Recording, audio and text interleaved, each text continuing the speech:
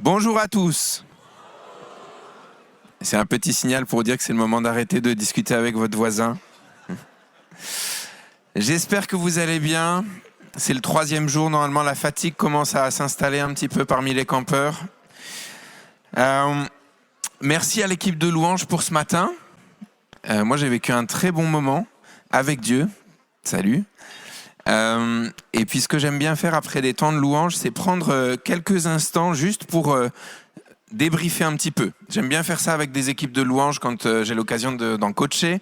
Après un temps de louange, souvent on va vite passer à la suite et on ne prend pas forcément le temps de regarder un petit peu qu'est-ce qu'on vient de vivre. Et la parole de Dieu, elle est présente dans ce qu'on partage, quand il y a un enseignant qui vient et qui prêche la Bible, etc. Mais elle est aussi présente dans les temps de louange qu'on peut vivre. Dieu vient parler à son peuple. Et ce qui est intéressant, c'est qu'il vient nous parler de manière communautaire, et il vient nous parler de manière personnelle. Alors si on prend quelques secondes, qu'est-ce que Dieu nous a dit pendant le temps de louange qu'on a vécu ce matin ? Moi, j'ai été vraiment face à face avec Jésus en tant que roi.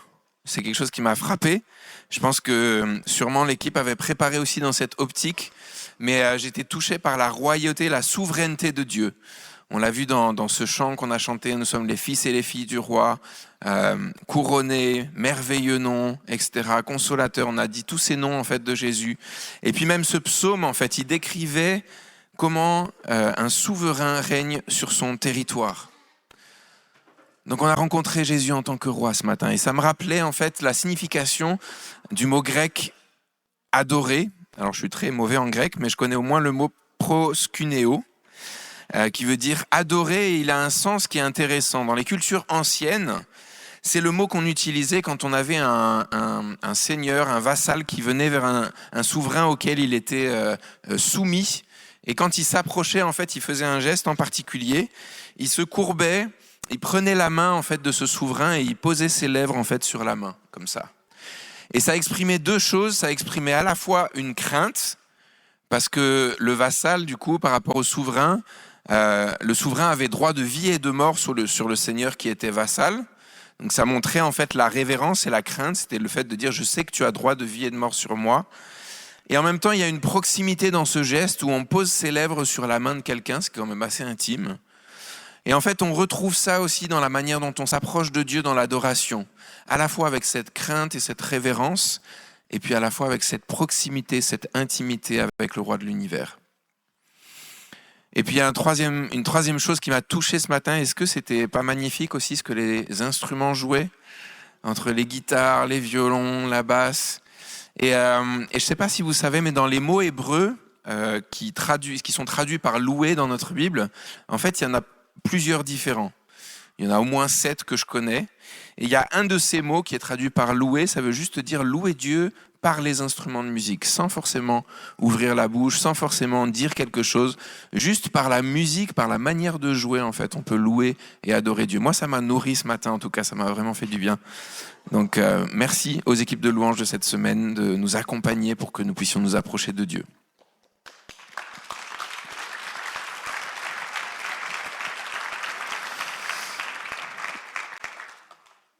Allez, on va faire un petit résumé de là où on en était, donc de ces premiers jours. Et puis on va du coup terminer l'histoire des cieux et de la terre. On va prendre la première slide. C'est dans Genèse au chapitre 2, au verset 4. Si vous ne me croyez toujours pas quand je vous dis que la Bible, c'est l'histoire des relations entre les cieux et la terre, c'est mis dedans directement. Voici l'histoire de ce qui est advenu au ciel et sur la terre lorsqu'ils furent créés. C'est le tout début de la Bible. Et toute la suite de la Bible, en fait, nous raconte les liens entre les cieux et la terre. Le ciel, le domaine où Dieu règne, et puis la terre qu'il a confiée aux hommes pour qu'ils puissent régner de manière déléguée de sa part. Un petit rappel, donc la slide suivante. Au tout début, dans le jardin d'Éden, les cieux et la terre sont unis. Tout va bien. Dieu et les êtres humains vivent ensemble, partagent ensemble, communier ensemble. Il y a une relation, une proximité, un amour. C'est comme ça en fait que Dieu avait prévu les choses. Et puis slide suivante, du coup, c'est la chute. Les cieux et la terre sont séparés. Et on a vu hier en fait comment est-ce que la stratégie du temple avait été utilisée pour pouvoir petit à petit recréer des espaces où les cieux et la terre étaient liés. On a vu comment Jésus était devenu le vrai temple celui qui met fin en fait à tous les sacrifices d'animaux, qui devient ce point de contact entre Dieu et les êtres humains, et comment il nous appelait en fait nous aussi à être ces petits temples un peu partout. Et on va juste lire la fin de l'histoire. Alors j'ai pas mis tout dans une slide parce que c'était un long texte, mais on va prendre du coup un texte qui est à la toute fin de la Bible. On a pris des textes dans Genèse au chapitre 1 et 2. Là, on va aller à Apocalypse 21, et puis je vais lire les versets 1 à 4. Et la slide suivante, ça va être le verset 3, sur lequel on va s'arrêter quelques secondes. Donc c'est l'apôtre Jean dans l'Apocalypse, c'est la toute fin de la Bible, c'est la conclusion, l'épilogue. C'est le moment en fait où l'histoire en fait se résout. Ça y est en fait, les ennemis sont vaincus. Ça y est, le projet de Jésus est accompli. Il est mort, il est ressuscité, et enfin, on arrive à la conclusion. Puis je vis un ciel nouveau et une nouvelle terre, car le premier ciel et la première terre avaient disparu et la mer n'existait plus. Je vis la ville sainte, la nouvelle Jérusalem, descendre du ciel, d'auprès de Dieu, belle comme une mariée qui s'est parée pour son époux. Et j'entendis une voix forte venant du trône qui disait, et donc c'est le verset qui doit s'afficher pour vous, « Voici la tente de Dieu avec les hommes. Il habitera avec eux, ils seront ses peuples, et lui, Dieu avec eux, sera leur Dieu. » C'est la conclusion de tout le récit biblique. Ça y est, enfin Dieu va habiter parmi les êtres humains. Ça y est, le problème du péché est réglé. Et la conséquence de ça, en fait, c'est au verset 4, l'apôtre Jean nous dit que Dieu essuiera toute larme de leurs yeux. La mort ne sera plus. Il n'y aura plus ni deuil, ni plainte, ni souffrance, car ce qui était autrefois a définitivement disparu. C'est une fin de conte de fées presque. Hein. Ils vécurent heureux, ils eurent beaucoup d'enfants. Mais sauf que c'est pas un conte de fées. J'aime bien lire, je ne sais pas si vous connaissez l'auteur chrétien du siècle dernier qui s'appelait C.S. Lewis. Et il écrivait ça, il disait en fait, la Bible, c'est un mythe, c'est un conte de fées. Mais c'est le seul conte de fées qui s'est vraiment réalisé. C'est le seul mythe qui est vrai et qui donne un sens à toutes nos existences. C'est la conclusion, c'est vers ça que l'histoire tend, c'est là où on va. Et c'est une bonne nouvelle. Je ne sais pas si vous avez un petit peu de ces moments-là comme moi. Il y a des moments où je suis vraiment découragé en fait. Et je regarde l'état de mon cœur, je regarde l'état en fait de l'humanité, je regarde tout ce qui se passe dans le monde. Pire, je regarde tout ce qui se passe dans l'Église. Et là, j'ai envie d'abandonner et de laisser tomber. Et je me dis, mais il y a tellement de souffrance, tellement de maladies, tellement de tristesse, tellement de trahison, tellement de douleur. Et dans ces cas-là, en fait, ça me fait énormément de bien de me rappeler la fin de l'histoire. Ce qu'on vit aujourd'hui, c'est pas la fin de l'histoire, on est juste au milieu. Mais la fin de l'histoire, c'est qu'on est réunis avec Dieu pour toujours, qu'on habite avec lui, que la mort a disparu, la souffrance est finie, la tristesse s'en va, et on vit pour l'éternité avec celui qui nous a créés. C'est ça, en fait, le royaume de Dieu. C'est ça, le ciel. Ce qui est touchant dans ce passage aussi, je ne sais pas si vous avez grandi comme moi dans les milieux chrétiens, mais moi, mon image d'Épinal du ciel, c'était des petits nuages, voilà, là-haut. Puis il y avait des petits anges comme ça qui se baladaient, puis moi, j'étais sur un nuage avec une harpe, quoi. C'est un peu ça, mon idée du ciel quand j'étais petit. Pourquoi une harpe, je ne sais pas, mais en tout cas, ce n'est pas ce que la Bible nous dit. La Bible, elle ne nous dit pas, vous allez partir dans les nuages et puis faire de la harpe. Elle dit non, c'est le ciel, en fait, qui descend sur la terre. Et les cieux et la terre qui sont renouvelés, en fait. Toute la création, en fait, c'est pas juste qu'on va l'acheter à la poubelle et faire autre chose quelque part. Dieu renouvelle tout ce qu'il a créé. Et il lui redonne, en fait, son sens premier. Et il lui redonne le but, en fait, pour lequel c'était fixé. Et tout ce qui était source de douleur et de péché et de souffrance disparaît. Alors, c'est la bonne nouvelle de l'Évangile. Et puis, du coup, pendant ces 3 jours, on s'est posé la question, qu'est-ce que c'est un être humain ? Donc, je vous rappelle, lundi, on s'est dit en fait qu'on était des miroirs. On était fait à l'image de Dieu, on était fait pour refléter. On était fait pour refléter Dieu auprès de la création et on était fait pour refléter la création auprès de Dieu. Et on avait dit, souvent nos miroirs, ils sont brisés. On a besoin en fait que Dieu vienne les reconstruire pour qu'on puisse refléter correctement en fait. Sinon, on n'est pas un miroir très très utile. Hier, on s'était intéressé à un premier reflet, c'est comment est-ce qu'on reflète la création auprès de Dieu. On a parlé de louanges, on a parlé de sacrificateurs, de sacerdoce, de temple, on a parlé d'offrir des sacrifices à Dieu dans la Nouvelle Alliance.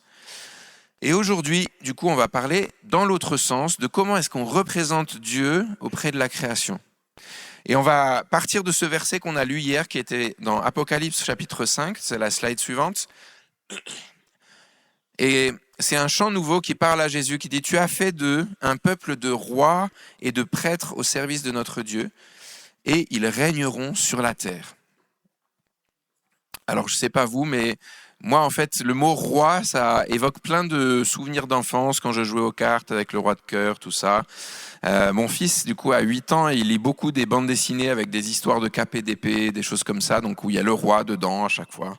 Des fois, c'est un bon roi, des fois, c'est un mauvais roi.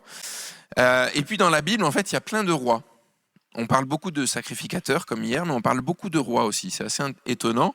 Notamment, dans l'Ancien Testament, il y a toute une liste de tout ce qu'ont fait les rois d'Israël, de Juda, ce qu'ils ont bien fait, ce qu'ils ont mal fait, quand est-ce qu'ils ont purifié le temple, quand est-ce qu'au contraire ils ont ramené des idoles, ce qu'ils ont fait. Quand on étudie en fait l'Ancien Testament, l'histoire des rois, on voit en fait que ce que le roi faisait concernait tous les sujets qui étaient autour de lui. Quand le roi péchait, on disait Israël a péché. On ne disait pas juste c'est le roi. Ça concernait en fait tout Israël. Pourquoi ? Parce que Dieu respecte l'autorité qu'il a confiée, qu'il a déléguée aux êtres humains.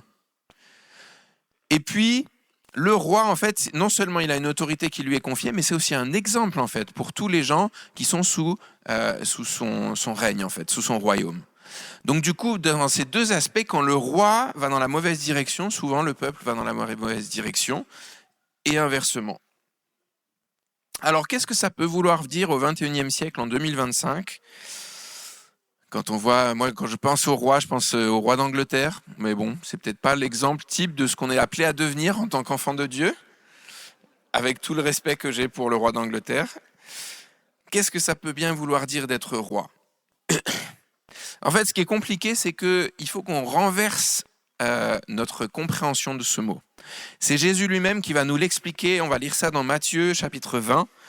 Alors pareil, c'est un texte un peu long, donc je vais le lire, mais on va finir la dernière slide du coup sur la conclusion de Jésus. Et c'est Jésus qui parle à ses disciples qui, étonnamment, sont en train de se disputer pour savoir qui va être le chef.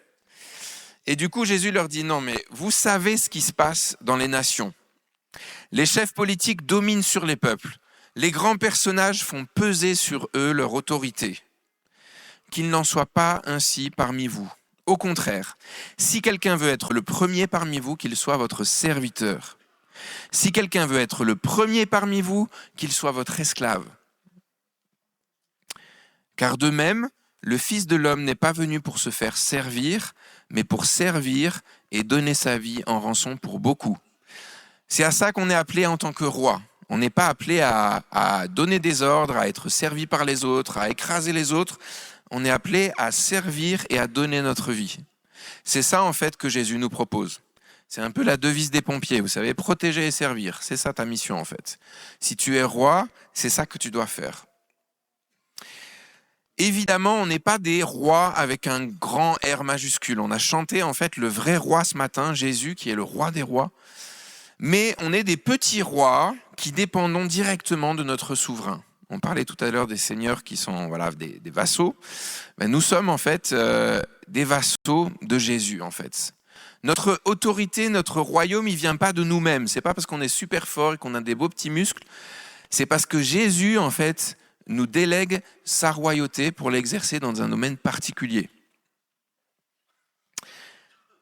Et quand on est des petits rois au service du royaume de Jésus, on représente le royaume auquel on appartient.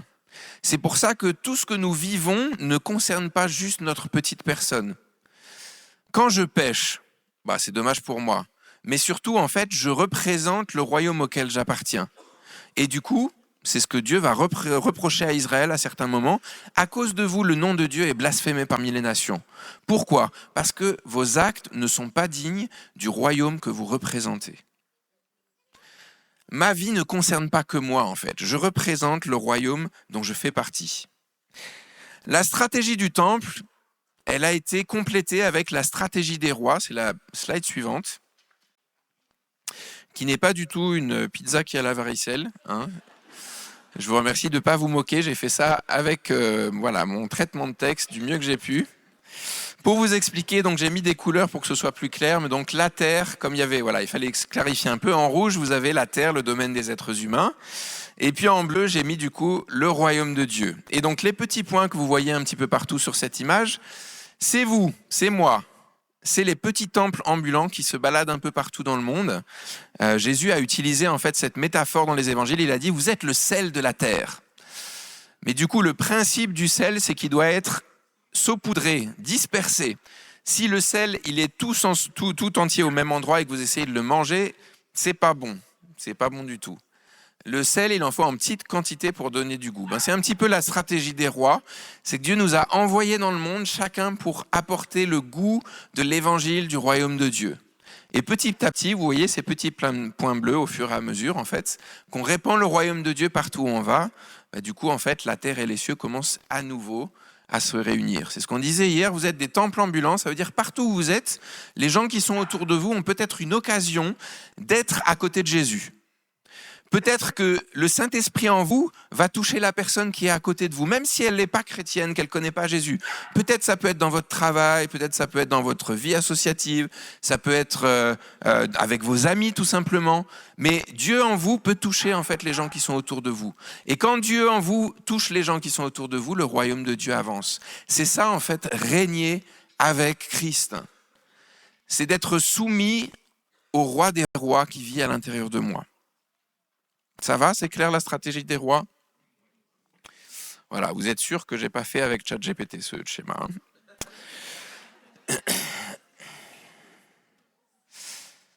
Alors, comme Spider-Man, du coup, nous sommes appelés à régner. Je suis spécialiste des blagues des années 80, voilà. Si jamais vous faites des spectacles, voilà, des revivals un peu de ces années-là. Qu'est-ce que ça veut dire de régner? Un roi, en fait, il va avoir plusieurs choses. Il va avoir... Oui, alors si vous vous expliquez la blague les uns aux autres, on ne va pas s'en sortir. Donc, ceux qui n'ont pas compris, vous demanderez à la fin, parce que là, sinon on perd du temps. Donc un roi, il va avoir au moins 4 choses spécifiques qui lui sont confiées. Un roi, il va avoir un territoire, il va avoir un domaine. Et nous aussi, on va avoir un domaine, un territoire qui nous est confié. Alors ce matin, j'ai envie de te poser la question, c'est quoi le domaine que Dieu t'a confié? Ça peut être déjà ta famille, tu es peut-être un conjoint, un parent, un enfant, un neveu, un grand-père, une fille, une cousine, peu importe. Ta famille, ça fait partie de ton domaine de royauté. Ça ne veut pas dire que tu dois tout diriger à la maison, c'est pas ça que ça veut dire. Servir, protéger, souviens-toi.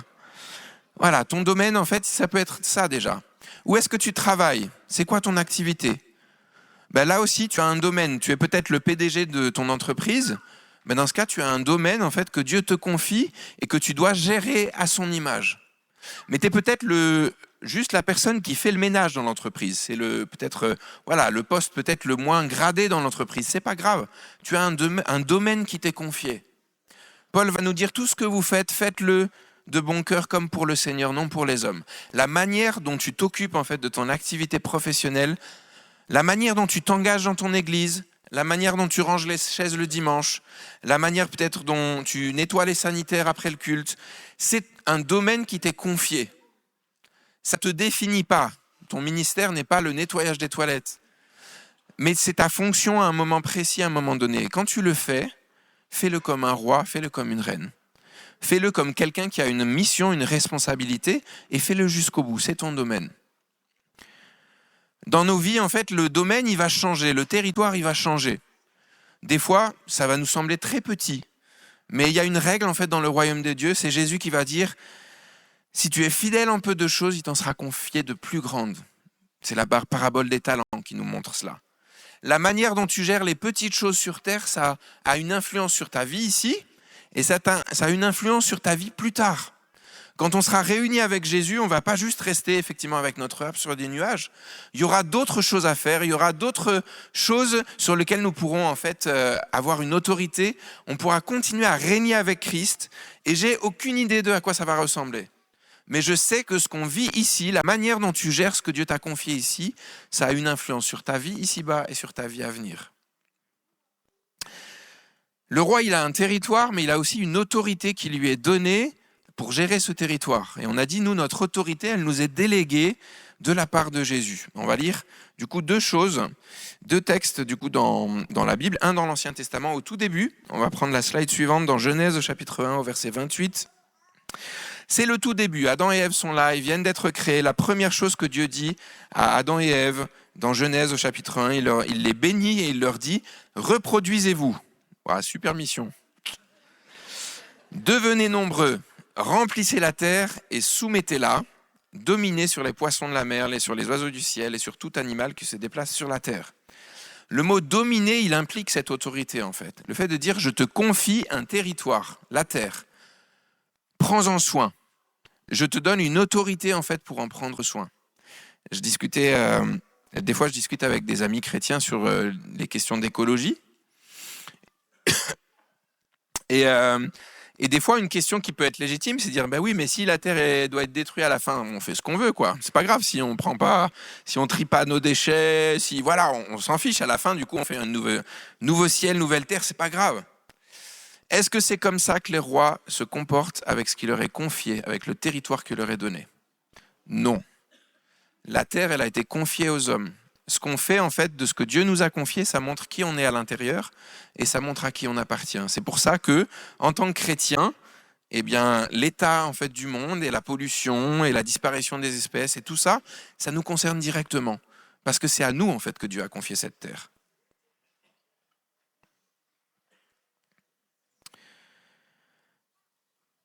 Jésus va confirmer du coup en fait ce rôle qu'il va donner à l'être humain et il va le pousser plus loin avec la mission spécifique qu'il est venu accomplir dans Matthieu au chapitre 28 et les versets 18 à 19, on va le lire dans la slide suivante. Et Jésus va dire « Tout pouvoir m'a été donné dans le ciel et sur la terre.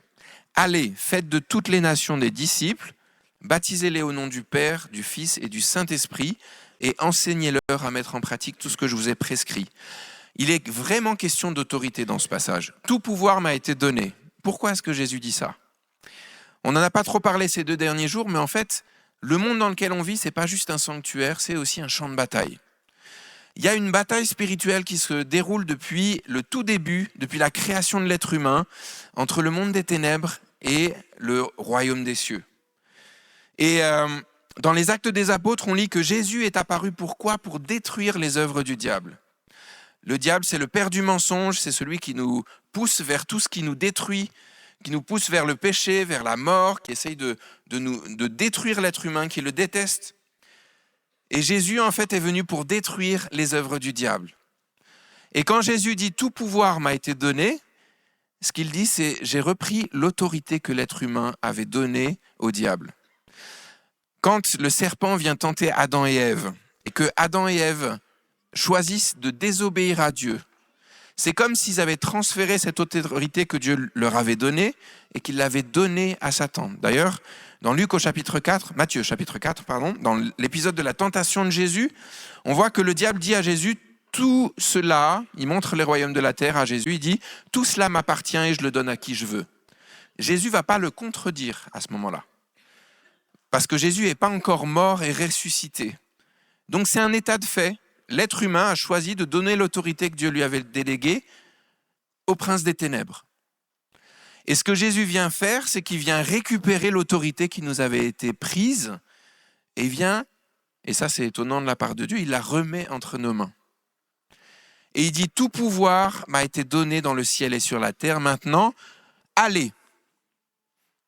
On a un domaine et on a une autorité qui nous est donnée. C'est de faire de toutes les nations des disciples, de les baptiser au nom du Père, du Fils et du Saint-Esprit, et de leur enseigner à mettre en pratique tout ce que Jésus nous a prescrit. On a un domaine, on a une autorité, et on a aussi une mission. Et notre mission, c'est de faire avancer le royaume de Dieu et d'accomplir des œuvres de justice. Si on lit la slide suivante dans Genèse au chapitre 2, verset 15, là aussi, quand Dieu place l'être humain sur terre, il lui donne une mission. L'Éternel Dieu prit l'homme, il l'établit dans le jardin d'Éden pour le cultiver et le garder. On disait protéger et servir, prendre soin mais aussi, s'il le faut, se battre. Un roi, il va exercer la justice. Si dans ton domaine, il y a quelque chose qui n'est pas juste par rapport aux règles du royaume de Dieu, c'est de ton devoir d'exercer l'autorité que Dieu t'a donnée pour rétablir les choses comme elles doivent être. Si c'est dans le domaine du voisin, c'est pas de ton ressort. Occupe-toi en fait de ce que Dieu t'a confié dans ton territoire, dans ton domaine, avec l'autorité que Dieu t'a donnée. Remets les choses dans l'ordre. Continue l'œuvre que Jésus a commencée. Continue la mission que Dieu nous a donnée jusqu'à ce qu'il revienne. Dans Éphésiens au chapitre 2 au verset 10, c'est la slide suivante, Paul nous dit que ce que nous sommes, nous le devons à Dieu, car par notre union avec le Christ, Dieu nous a créés pour une vie riche d'œuvres bonnes qu'il a préparées à l'avance afin que nous les accomplissions. Quand on entre dans le royaume de Dieu, en fait, c'est pas la fin du boulot, en fait, c'est le début. J'aime bien ce verset parce qu'il dit pas juste il y a quelques œuvres bonnes ou ce serait bien que tu les fasses en passant. Dieu a préparé une vie riche d'œuvres bonnes. Il y en a pour tous les jours. Tous les jours, tu as la possibilité de remplir la mission que Dieu t'a donnée, de faire avancer le royaume de Dieu, un pas après l'autre, une phrase après l'autre, un encouragement à quelqu'un, un moment où tu vas aider quelqu'un qui en a besoin, un moment où tu ouvres tes oreilles et tu écoutes, un moment où tu parles de Jésus, un moment où tu pries pour quelqu'un, un moment où tu fais un câlin à tes enfants. Tu arrêtes ce que tu es en train de faire et tu prends juste le temps d'être avec eux. Tous ces moments, c'est des moments où tu remplis la mission que Dieu t'a donnée. Cultiver ton jardin et le protéger. On a un domaine, une autorité, une mission, et puis on a aussi un message. Et notre message, c'est « Le roi des rois revient bientôt, soyez réconciliés avec lui ». Et on lit ça dans 2 Corinthiens au chapitre 5 et au verset 20. C'est l'apôtre Paul qui développe cette idée. Il dit « Nous faisons donc fonction d'ambassadeurs au nom du Christ, comme si Dieu adressait par nous cette invitation aux hommes. Au nom du Christ, nous vous en supplions, soyez réconciliés avec lui. » Alors c'est joli ces histoires de rois et de royauté et de régner. Qu'est-ce que ça peut vouloir dire concrètement dans nos vies ? Je voudrais vous encourager à réfléchir à ça. Comment est-ce que vous pouvez être un roi, une reine dans votre vie ? La première chose, le premier domaine, c'est déjà que vous puissiez être un roi dans votre propre cœur. Ça veut dire que vous puissiez avoir la maîtrise de vos pensées.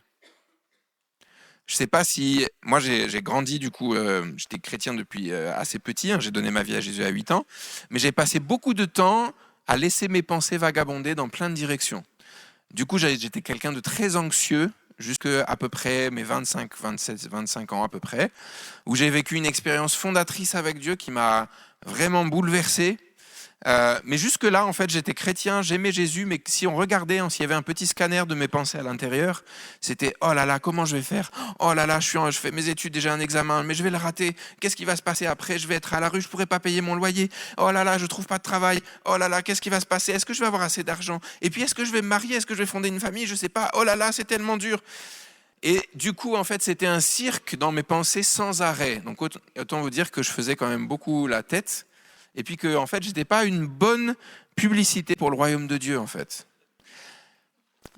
Dieu te redonne l'autorité que tu as perdue au moment de la chute, mais il la redonne aussi pour ta propre vie. C'est-à-dire que Dieu ne va pas faire à ta place ce que tu dois faire à l'intérieur de toi. On disait, on est tous en travaux. Dieu est en train de réparer le miroir qui est dans nos cœurs, mais il le fait au rythme qu'on lui donne de faire, qu'on lui permet de faire. Et en fait, on doit être moteur en fait, dans ce travail-là aussi. Donc être roi dans sa propre vie, c'est avoir un regard honnête sur là où on en est. Oui, c'est vrai, en fait, je suis vraiment blessé. L'église où j'étais ces 3 dernières années, ça m'a complètement fait vriller. En fait, je suis blessé, je sens que j'ai de l'amertume en moi, j'ai de la colère.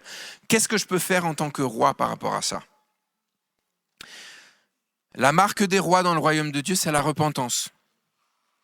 Dans notre monde, en fait, surtout, justement, je parlais du roi d'Angleterre tout à l'heure, en fait, surtout, il ne faut pas montrer qu'on peut être faible. Il ne faut pas montrer qu'on a fait quelque chose de travers. Dans le royaume de Dieu, c'est l'inverse. J'avais un ami très cher, du coup, qui est reparti, qui est décédé, du coup, qui est auprès de Jésus maintenant, qui disait « Le premier qui demande pardon a gagné ». C'est ça la règle dans le royaume de Dieu. Si tu es un roi, la repentance est la marque des rois. Donc s'il y a quelque chose dans ta vie qui n'est pas conforme à ce que Dieu voulait, ben, repens-toi. Demande pardon à Jésus, demande pardon à ceux que tu as pu blesser, et puis repens-toi, ça ne veut pas juste dire « Ah bah je suis désolé les mecs », ça veut dire « Je fais demi-tour, je change d'attitude ». Et puis s'il faut recommencer, je recommence. La marque des rois dans le royaume de Dieu, c'est de demander de l'aide. Quand tu n'arrives pas à t'en sortir tout seul, tu n'es pas tout seul en fait dans la vie chrétienne, tu as une équipe. Alors ça peut être dans ton église, et puis je suis bien conscient que parmi nous, il y en a plein avec qui l'église, il ne faut pas trop leur en parler, parce que c'est pas le bon endroit. Cherche ailleurs.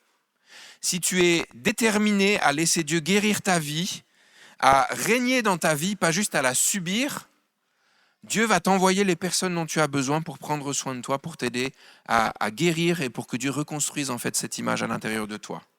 Ça prendra peut-être du temps, mais Dieu ne va pas te laisser tout seul pour accomplir cette œuvre. Par contre, si tu restes dans une attitude où tu dis « mais c'est la faute des autres, c'est ma mère elle a toujours fait ça quand j'étais petit, et puis mon pasteur, et puis c'était mon frère en Christ, et voilà ce qu'il a fait, etc. » En fait, tu ne te conduis pas comme un roi. Tu ne prends pas la responsabilité de ton domaine. Tu dis « c'est la faute des autres ». Alors soyons des rois et des reines. Ça brûle dans mon cœur parce que je vois tellement de gens dans l'église qui perdent leur vie parce qu'ils sont trop en train de ruminer des choses qu'ils ont vécues ou des choses qu'on leur a dites ou des personnes qui se sont mal conduites avec elles. Toi aussi, tu t'es mal conduit avec des gens. Mais ce n'est pas une raison pour qu'on s'arrête de grandir et de grandir à la ressemblance de Jésus. Alors, sois un roi et laisse le roi transformer ton cœur. Je parlais tout à l'heure de la famille et je voulais vraiment mettre un point sur ça aussi. Là encore, être un roi dans sa famille, c'est pas de diriger, de commander, de donner des ordres, mais c'est d'être un serviteur. Et c'est des fois de se sacrifier aussi pour le reste de l'équipe. Et il faut le faire à un moment où c'est pas destructeur pour nous en fait. On peut le faire que quand Dieu a réparé nos cœurs d'une certaine manière. Mais la famille, c'est un projet de Dieu à la base. Et donc là aussi, c'est important en fait de laisser Dieu nous montrer comment est-ce qu'on doit se positionner par rapport à notre famille. Et là, je vais y aller vraiment un peu cash en fait sur ça. Il y a des moments en fait, être un roi dans sa famille, ça veut dire y aller à fond. Ça veut dire sacrifier sa vie. Ça veut dire accepter en fait de perdre quelque chose pour le bien en fait de l'équipe, pour que le royaume de Dieu avance. Et il y a des moments en fait, être un roi dans sa famille, ça veut dire accepter de couper certains contacts. Dans ma propre famille, il y a des moments en fait où j'ai réalisé que certaines relations que j'avais avec des personnes de ma parenté, plus ou moins proches, j'ai réalisé en fait que c'est des relations qui étaient toxiques et que j'arrivais pas à gérer, qui étaient destructrices pour l'image que Dieu avait mise en moi. Dans ce cas-là, en fait, être un roi, ça veut dire accepter de mettre ces personnes à distance. Il n'y a pas de justification pour vous laisser violenter, abuser dans vos familles. Être un roi, ça veut dire aussi reconnaître que je suis une personne de valeur et que personne n'a le droit de maltraiter le chef-d'œuvre que Dieu a fait en moi. Donc à certains moments, être un roi, ça veut dire s'engager, et à certains moments, un roi, ça veut dire reculer. Ça va, c'est clair ?